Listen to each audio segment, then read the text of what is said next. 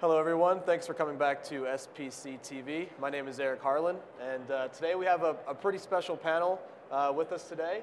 We're going to be talking about sharing the point and what the entire sharing the point model means and what we do when we take these trips all over the world. Just a quick intro for the panelists. Go ahead, John, give us an intro. I'm John Anderson. I work for Bamboo Solutions. My role on the Sharing the Point tour is what I like to call the embedded journalist. I'm there to blog everything, take video, take pictures, and get it all up on sharingthepoint.org. I'm Joel Olison. My day job, I work at the LDS Church, and my off time, I'm a global SharePoint evangelist, SharePointJoel.com, TravelingEpic.com. Mark Miller, I am a serial community developer. I own nothing but SharePoint, nothing but branding, and there's another one in there somewhere, right? End user? End user SharePoint. Oh, pretty big one, right? Hi, I'm Michael Knoll, and I'm a partner at Convergent Computing based out of the San Francisco Bay Area.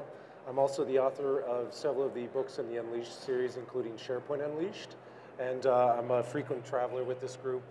I run a travel blog called SharingTheGlobe.com. And once again, Eric Harlan. I am a Microsoft PFE out of the North America region, out of Dallas, Texas. Traveler, speaker, author, pretty much everyone else on this panel is as well. All right, gents, let's talk about sharing the point. Let's talk about what it is, what we do, why it's important to us, and some of the little trips and details into some of the things we get into once we're actually in these countries. So, Joel, please. Let me just say that I think this started before it started. And what I mean by that was one of my goals early on in speaking at conferences was to not just go to the conference and then leave the conference. It was go to the conference, hey, are there any user groups in the area that I can visit? Are there any other nearby communities that may be being missed by these speakers that are coming? If I go and speak in the UK, is there other user groups that are around the area? And it really was. It was ad hoc before this. We would go and scope out different areas, try to figure out who were the community leaders there within SharePoint. A bit more challenging at the time, too, because we didn't necessarily have all the tools we have today. But so we were involved in doing this kind of thing before Sharing the Point. It's just that Sharing the Point kind of solidified it as, as a community, as an organization that actually goes out, and its specific goal is to spread SharePoint to areas where it traditionally has been underserved. So areas like Southeast Asia, areas like Africa, areas like South America. So that's really kind of what got this started. I think we would be remiss not to mention Dux, too, because he was part of the original Sharing the Point in Southeast Asia. It's important to understand that a lot of people think of Sharing the Point as us just going out and having a good time, when it's much more than that. The idea of recognizing and supporting the areas that don't have the community yet. And as we start talking about this, Nairobi is going to be a big topic here because it was huge, Eric. Yeah, to everyone. Right. Yeah, so let's talk about that. Okay.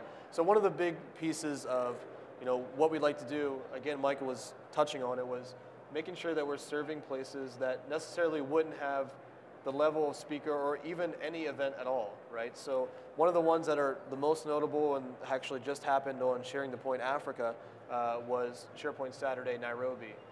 And Mark, tell us a little bit about that and why it was so important. Right. When we first showed up in Nairobi, honestly, we didn't know what was going to happen. We didn't know if anybody was going to show up. We didn't know if there was a support system there. And it turns out that there wasn't a support system. But there was a company that was willing to support a community if people would show up. We showed up to this building, there were 150 people waiting for us. It was actually a sold out event. Yeah. It was. They could have fit more in. Yeah. I mean, they couldn't have fit more in that room, so they had to push people away.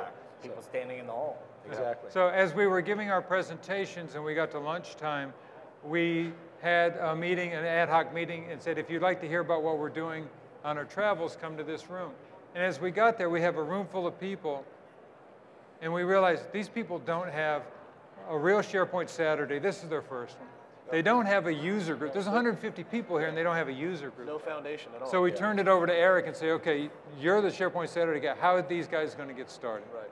Yeah, so basically we went through the process of what it's like to set up a SharePoint Saturday, and then even more core, what it's like to organize a user group, right? Because a lot of us on this panel have actually either been really involved with the user group or attend a user group really regular. So we all know that that's a starting point for a lot of different things. A lot of speaking, a lot of just coming together and being an organized group. And I think that's what really came out of Nairobi specifically, because when we went in, there was nothing there. Yeah, when we left, there was a 40-person user group instantly created right there. Yeah, and go ahead. One of the great things about that was during that session, I forget who asked, but somebody asked the question of the crowd, is anyone here interested in joining a user group? And most of the hands in the room went up. Right. And then the follow-up question was the tough one, which was, is anyone here interested in running a user group? And damned if there weren't 3 or 4 hands. Yeah, Push still up. 30. Yeah, half the room raised their hand. Stick around if you want to be part of the committee, and the room stuck around. Yeah. And this is the model we've explored also in the past, is incubate something in the community, then come back for the next event and see how it's grown. And it really has been that way.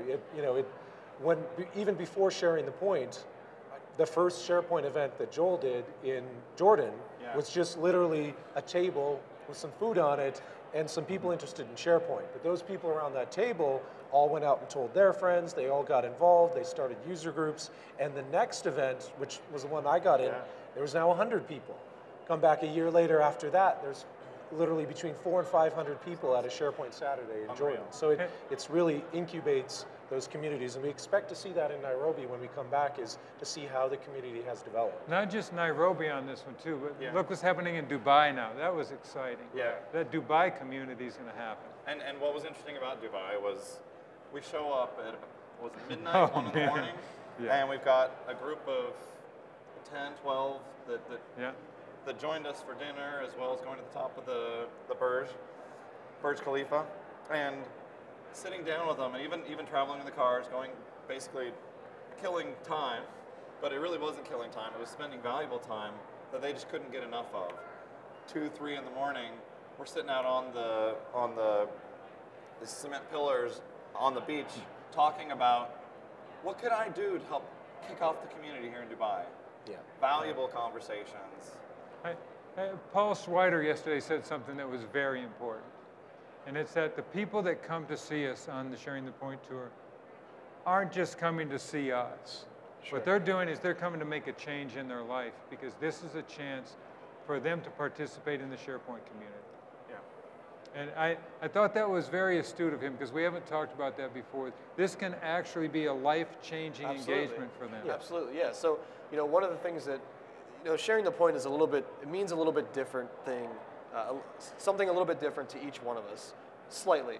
And the thing that I always seem to kind of focus on is, I've noticed the change in the path direction in my own life, with starting with nothing. I had no community interaction whatsoever, and this was SharePoint 2007. Mm-hmm.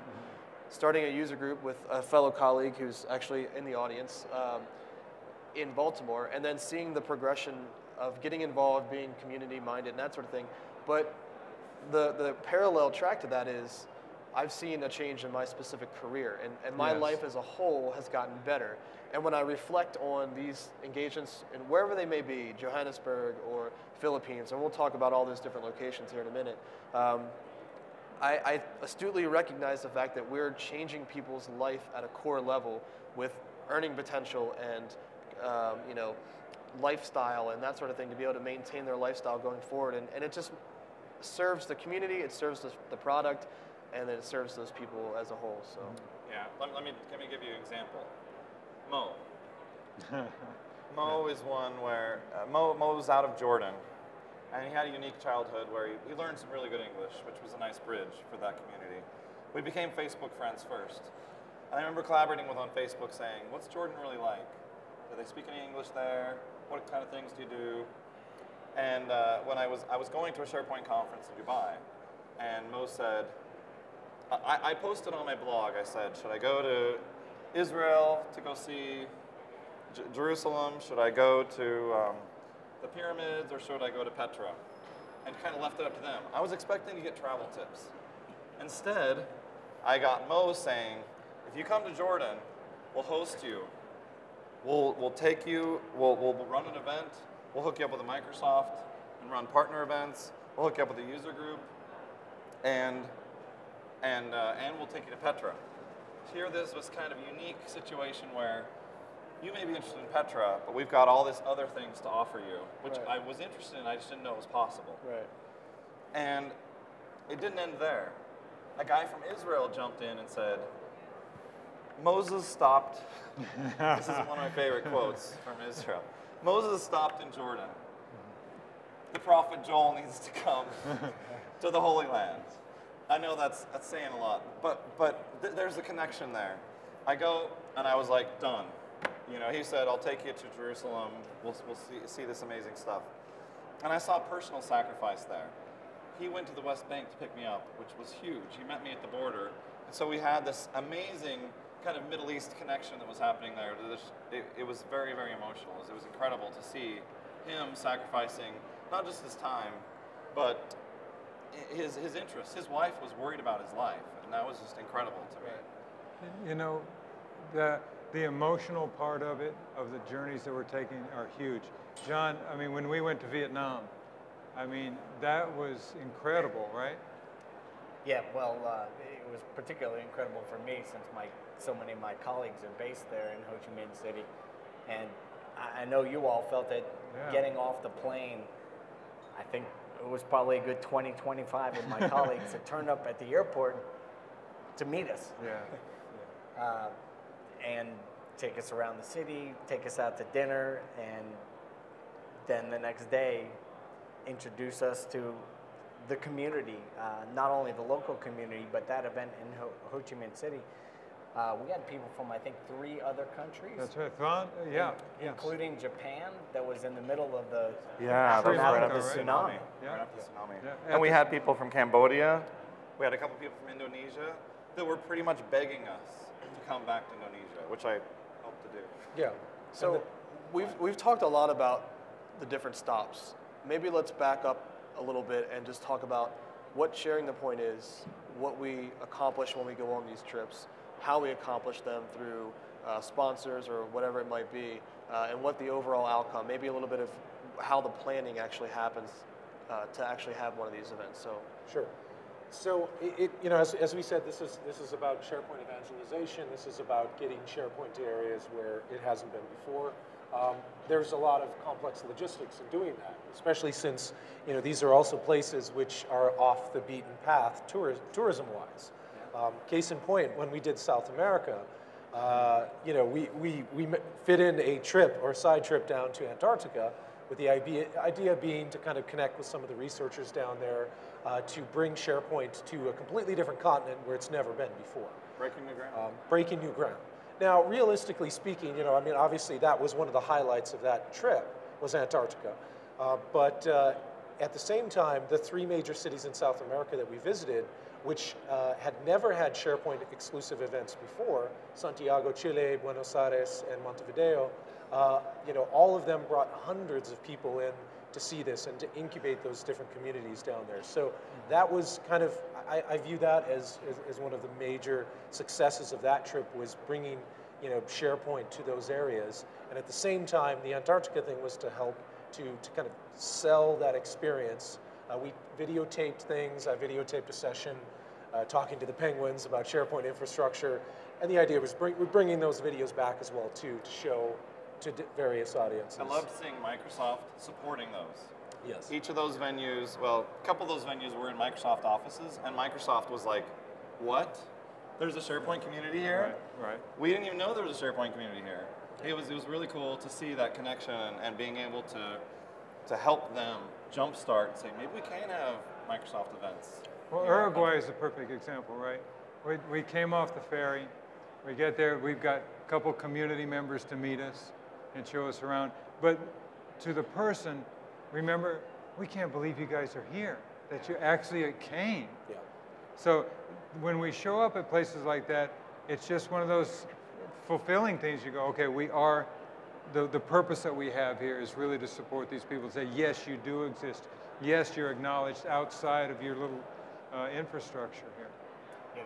Getting back to the Microsoft support, I think it's worth noting that all 3 of the tours so far, Asia, South America, and Africa, all of them have had events that were hosted at Microsoft offices. And some of the most successful events were among them. Manila was absolutely one of Manila's those. a knockout. Manila, Johannesburg were at the Microsoft offices as well. Of course, the South America stops, 2 of the 3 were at Microsoft. But, so. and we couldn't do this without the support of the vendors. I was going to say, we've got, FP Web, AvePoint, Colligo, Colligo. which have supported Let's talk a little bit about that because I mean, sending 5 or 6 people to multi-stops across the globe, Right. can be a little challenging. So how does the financial aspect work?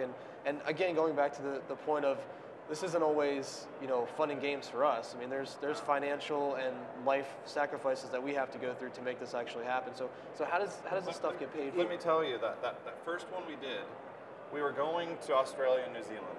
Almost all of us were speaking at those events that Debbie Ireland put together.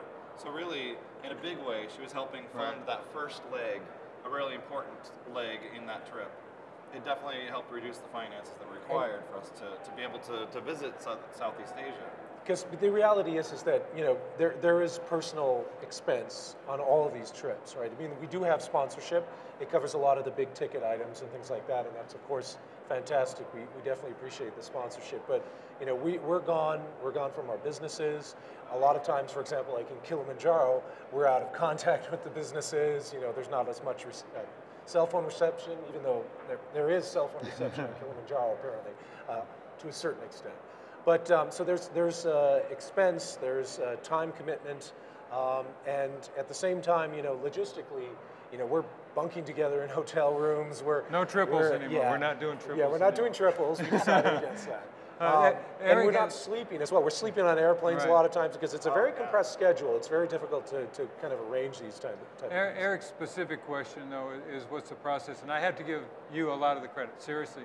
What happens is Michael is the ultimate travel planner.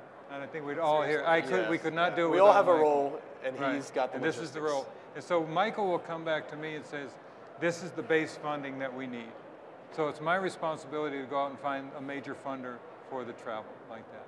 Yes. So at that point, then it goes to Paul. I mean, each of us have our own role in what this is supposed to do. Yeah, and in parallel, I'm reaching out to community members, banging on Facebook, banging on Twitter, banging on LinkedIn, drilling in, trying to find contacts, and finding people who are willing to do that sacrifice and be the other side of this equation of helping host us in those local countries. Right. We need venues, we need support getting back and forth to the airport, finding good hotels, or at least decent hotels. There's 3 levels of sponsorship, right? Yes. There's the global sponsor who gets the international travel ticket and gets all the exposure for that. Yep. The second one is a regional manager who handles the general logistics of the region that we're going through. And the third level is the local sponsorships that actually go in, set up the building, make sure that the word is spread out, things like that. And they can do their booths there to help support the community and get awareness in those local communities. And the South America tour, for example, the regional sponsor was Ricardo Munoz, and we really could not have done it without him because, first off, of course, there's a fairly major language gap. On this panel, we don't really have any Spanish speakers aside from Joel's high school Spanish, which I think came in handy a lot. So we definitely needed that help. We had translation. Ricardo stood there and translated in line our sessions. All of them. All of them, right? By the end of the time, his voice was gone. Almost like our voices now, but late in the SBC. But in any case, we couldn't have done it without him. Highly successful because of the involvement of those regional help. Yeah. Good. And that global sponsor there in South Africa was AvePoint. Correct. And they really did a lot. They in fact, we had Dan Holm who joined us. Oh, in South America. South America. You You said said South Africa. Africa. South Africa was Colligo, just for the record. Yeah. Colligo in Africa. In South Africa, we had AvePoint and FP. And it was nice to have Dan Holm, who was blogging, but he was also trying to work. Oh, Dan It was interesting, and a lot of us have to do that. People don't realize we're trying to keep up with mail. We're trying to do work because some of us do have 9-to-5 jobs. That's what the airplane flights are for, is getting some work done. I think this has actually taught me these tours. It's an interesting thing. There is a specific body rhythm that you have to get into in order to make this work. And I learned it from Michael. I mean, anybody that can do 37,000 miles in a week, you can learn something from this guy. But the idea is planes are not for flying. Planes are for getting a little work done and sleeping. That's what plane rides are for. Right. Yeah, it is. It's you're captive, right? You're going to be in that chair for 16 hours on the flight from San Francisco to Dubai. You better get something done. Use that time And wisely. fortunately, Emirates in that case on that flight has a plug-in for your laptop. Emirates. So Can we sing the praises of Emirates? Plug Emirates. we'll make them a sponsor next time. The other one that Singapore. I mean, you guys can talk about your airlines, but Cathay Airlines has been wonderful. I don't know if you fly Cathay a lot. I have before, yes. Yeah, Yes, they're good. they were. Singapore Airlines runs. Yes. Okay. But John, we you got digress. Singapore. No, we're not and- digressing at all. This So is what's okay? So there's people watching, and the people will come back and look at this later, and what's the takeaway for them, right? So this isn't just 5 or 6 guys, right? This isn't just us. Sharing the point doesn't Oh, have it's to be. much Let me tell you one thing. Some people may say, well, where are you going? Where are you going next? Anyone who's out there, who's in a region that doesn't have a user group, that is in an area that's underserved, contact us. Reach out to us on Twitter. Ping us. Add comments on the blog. I've got a Track specific us thing down. about that. Track us down. Mike, I mean to give that to you. This is a person from South America, northern South America, who wants us to come, and I told him we're planning on northern. Well, Yes, even think Colombia. about like Yeah. Belarus. I Oh, would have yeah. never been to Belarus and Minsk if it weren't for Ivan, who Yeah. Yes. reached out and said, I would love to start a user group and talk about an event that really brought a lot of success to that community. And really launched even Joel and I will be going in 2 weeks to Armenia. Yeah. The first SharePoint event there, and that once Wow. Microsoft got heard about that, they organized to have it at their it became just from a small From a dinner, little dinner, yeah. to a large event that they're actually bringing people in for. Well, I think the takeaway, right, is not that it's us, right? So if you have an underserved market, put together a team to Reach out facilitate to the that community market. is what I'm saying. Right. It doesn't have to be, again, us 5, which we'd love to join them, but be that group in that area. And I think that's what I took away from the conversation we had yesterday was this isn't just sharing the point. This isn't just Joel, Michael, Paul, Mark, Eric, and John. This is and a Dux. Johnny This Appleseed is- tour is Yeah, what this it is is. everyone. Well, you know what's happening with SharePoint Saturdays around the world is it's that momentum that says we're having an event. Anybody interested? Come on in. Like we're doing a SharePoint Saturday in Utah, and we're having people come in from across the nation, and it's that mix of let's do something fun. It's not just an event. It's not about the event. It's about community. It's not just about a little bit of training. It's about building community, and it's great that the training is a core part of it for sure, but it is something that builds relationships and makes everyone better as a whole. So if you had to summarize this whole thing, right? Everything that you go through, everything that you have to take sacrifices for, and the experiences that we have when we're in country, give us one sentence each.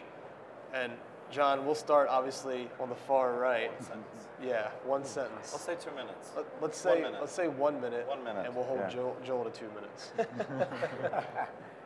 I'll try to stick with the one sentence being an editor. I think my one sentence would have to be that global SharePoint community rocks. It's short and sweet. Yeah, for sure. And I would say, in referencing earlier when you were talking about that it changes lives, it's changed my life. And when I was at Microsoft, one of the things I noticed was Microsoft was very focused on tier 1 markets. Quest Software was quite focused on tier 1 markets. A lot of the vendors are focused on tier 1 markets. Where can they make money? Guess what? Tier 2, tier 3 doesn't get any attention. And I found that in my heart, I wanted to reach out to those ones. It's not about money, it's about community, it's about changing lives. I actually look for places where people are making $1 a day. That's where I'm trying to go, is to find out where people I can touch their lives and make a difference. And I think we are changing lives. That's what I'm most excited about. I think that our mission, our stated mission, is to go and give exposure to underserved and unrecognized communities. Yeah. But the core of that is you don't have to wait for us to show up. That's right. That you can see that it's happening here from our discussions. We've been to 9 to 12 different places to actually show how it's done. We're actually developing a methodology that you can use to develop community to develop social in your area.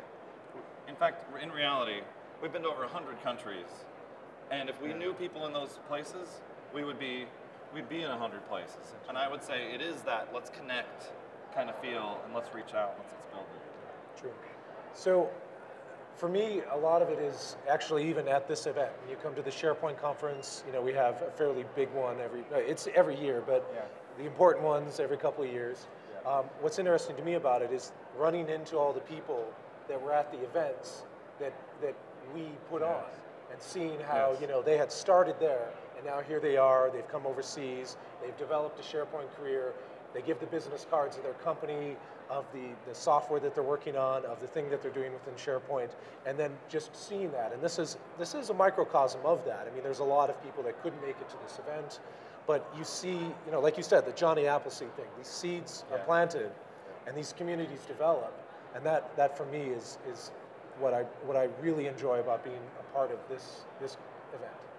Yeah, so I think if I had to wrap it up, I would actually mirror a lot of what you said. So for me, it's about, you know, my own personal growth, and if you ever wanted to talk more about that, we can get into that because it's a very interesting story, just in terms of exposure and things that I've seen come across my eyes that I thought I would never get into and never get the chance to see. But as well, going to these places and having someone's couch offered up, or even their own bed, they would literally leave their bed and sleep on the couch for you, and then 2 years later, they're an MVP, and they're at a SharePoint conference, and they're kicking butt in their career. You know, it's the personal, you know, obviously we do a lot of this about ourselves, and there's a personal gratification that we get out of it, but there's the humanitarian thing long term. And it doesn't have to be SharePoint, it could be shoes in Ethiopia, it can be, you know, feeding, you know, some other whatever organization, right? There's a lot that goes into it. So with that, let's go ahead and wrap it up. Again, if you want to learn more about what Sharing the Point is and what the tour is, you can go to sharingthepoint.org. And for my panelists and everyone else watching, thank you so much for watching. My name is Eric Harlan, and this has been SPC TV. Thank you. Thank you.